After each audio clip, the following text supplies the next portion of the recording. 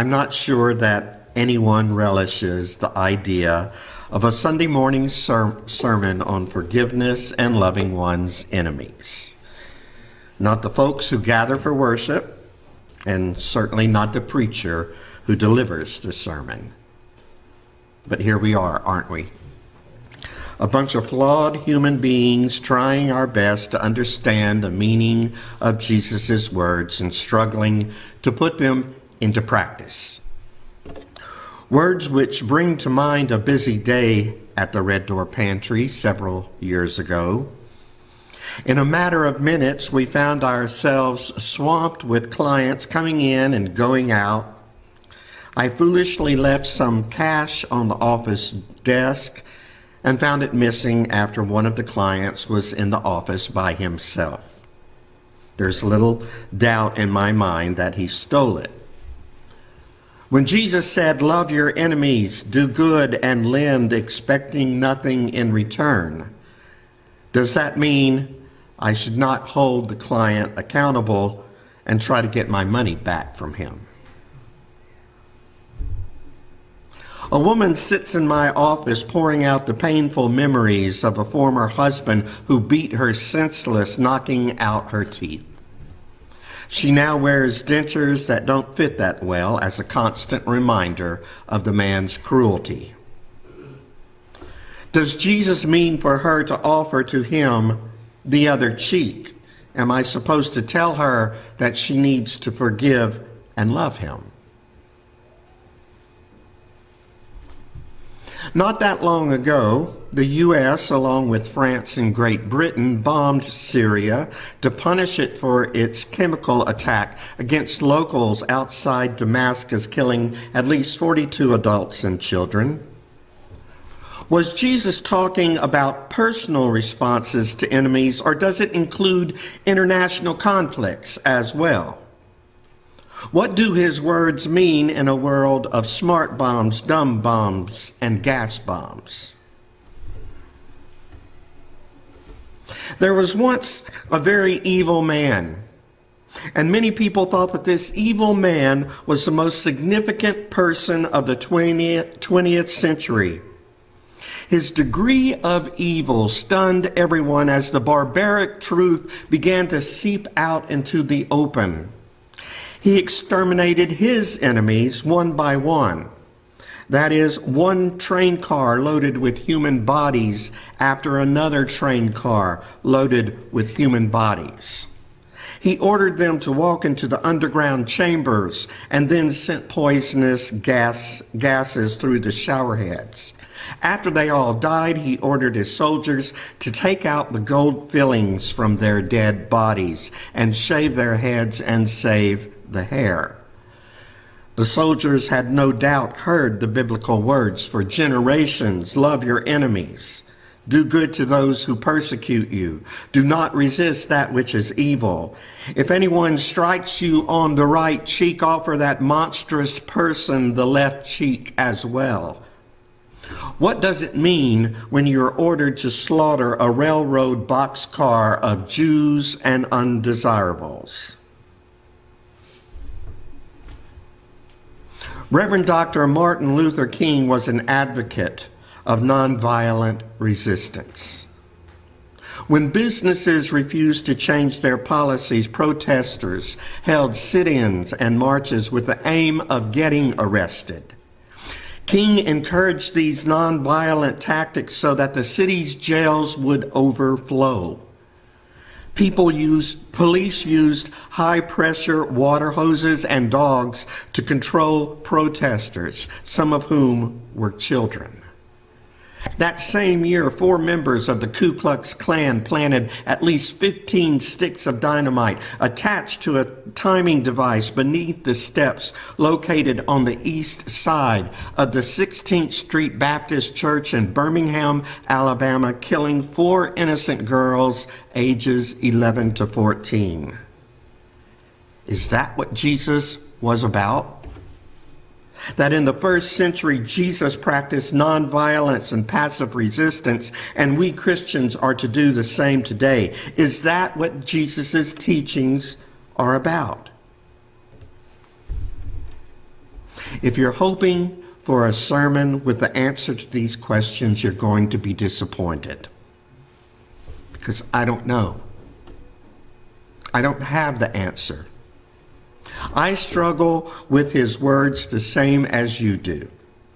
And I struggle all the more with his words when the case in point affects me personally.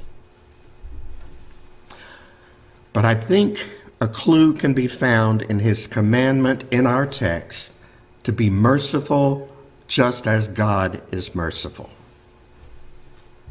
The word that is translated as merciful in our Bibles is a Greek word that is better translated as compassionate. And compassion literally means to suffer with. Jesus is frequently described as having compassion on others, as looking out over the hungry and diseased crowds and having compassion on them. When Jesus saw them, he suffered along with them.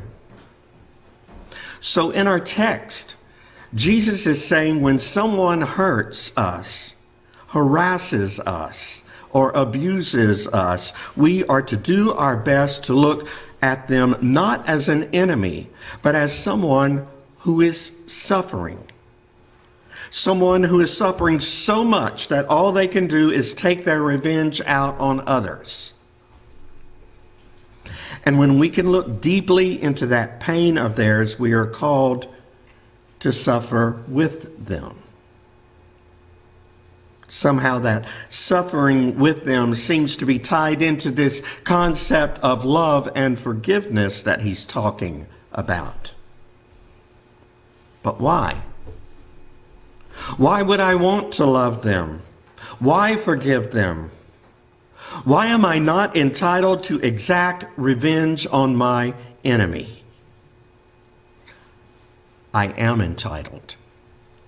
That's what it's all about.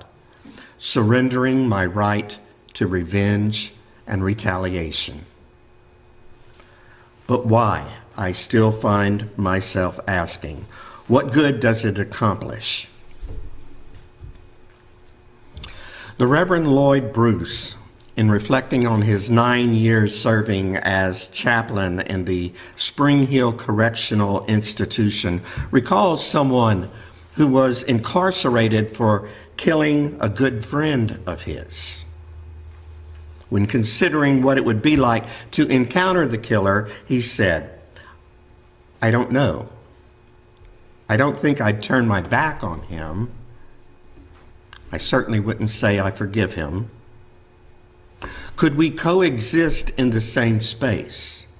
Could we sit in the chapel together? Of course we could. What allows us to sit in the same space is the recognition for, in the core of who I am, that he is no different than I, a human struggling with all the challenges of daily living who unfortunately chose to do some terrible things.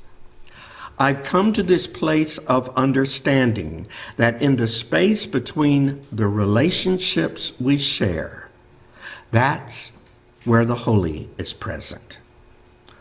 Would I be vulnerable to say, would I be able to be vulnerable to say, it's hard for me to be in this room. It's hard to have read the accounts of what happened and how you have killed one of my best friends. Something tells me, Reverend Bruce says, that if I had the courage to be in that vulnerable situation, that maybe God might be present in that conversation. And so I wonder if it's less about pardoning the person who has done me wrong. And I even wonder if it's less about finding release from my own prison of vengeance, hatred, and resentment. I wonder if forgiveness is about making space for God to be present in a world that isn't always so open and welcoming to God. I wonder if maybe our role as followers of the way of Christ is to make space for God to be present in the world. And I wonder if this difficult business of forgiving our enemies is one of the ways we do that.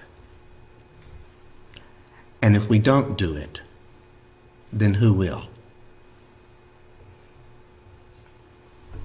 If anyone ever tells you that the way of Christ is anything other than a life of sacrifice, walk away from them. Excuses that we're only human or that the Christ-like life is a goal toward which we aim and not an expectation are just that. They are excuses. The fact of the matter is, Jesus truly seems to expect us to forgive our enemies. And I just can't isn't an acceptable response. I can try to rationalize it and intellectualize his words as much as I like, but at the end of the day, I have to ask myself, did my actions make space for God's presence in this world? Or did my refusal to forgive prevent God from being seen in the world? As we struggle with the words of Jesus and struggle to incarnate those words, may we be gentle with ourselves and gentle with each other. May we do the best we can and ask forgiveness when we fail, and in so doing, create space for God's presence in the world. Amen.